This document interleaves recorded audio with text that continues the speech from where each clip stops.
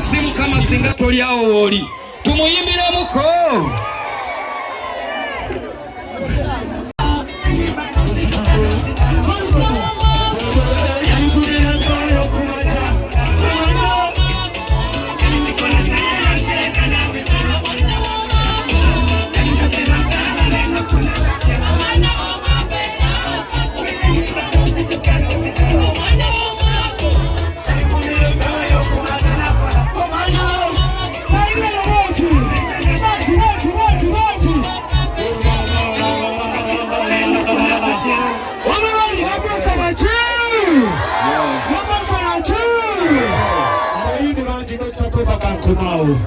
Olwaleero ekiriwo tuli mu kisaawe ky'ekikonge era ng'olwaleero nsaba okulula Nabossa Foundation ng'eno foundation egenda tambula Busujju yonna yonna nga county naye nga tusazeewo tugitambuze mu sub counties eziri mu Busujju era nga leero tutandikidde mu Malangala wano ku kisaawe ky'ekikonge. Nze kwesimbawo nzize ngende ate abantu b'e Busujju bantume.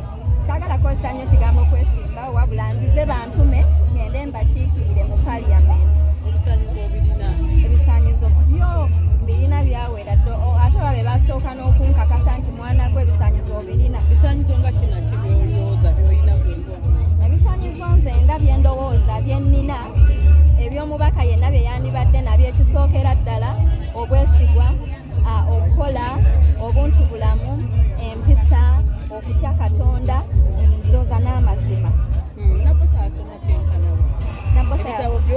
Nabossa yasomera ddala n'amalira ddala ebitabo byawera ddala era kati essaawa zino ndi kusoma lo sinaba mumala myaka ena naye nga ntwaliriza. Kati essaawa zino ndi kusoma lo sinaba mumala myaka ena naye nga ntwaliriza mpola mpola lwakuba nti challenge gye nsinza okufuna eno mpandiika Nabossa ku TV, eno nzannya, eno nsoma, eno ate n'abantu ab'omu kaunti yange banneetaaga baagala okuba nga bandabako.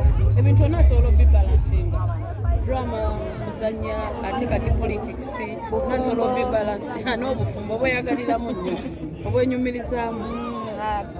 Nkubulire kyova olaba era bannabusujju essaawa zino beesiimye lwa nsonga omuntu gwe batwala mukyala, omukyala talina kimulema. Kyova olaba ffe ng'abakazi oba abakyala ebintu byonna bye tukutteko kagabe maka, bufumbo, baana byonna tubiggusa lwa nsonga ffe empagi ate ezisookebwako. Olaba kuva mu katemba ekyo kyombalayirira era mukampe nga mumanyi nti katemba sisobola mwesonyiwa. Nja kubaweerezanga okuyita mu mizannyo ate nga n'okubakiikirira mbakiikirira.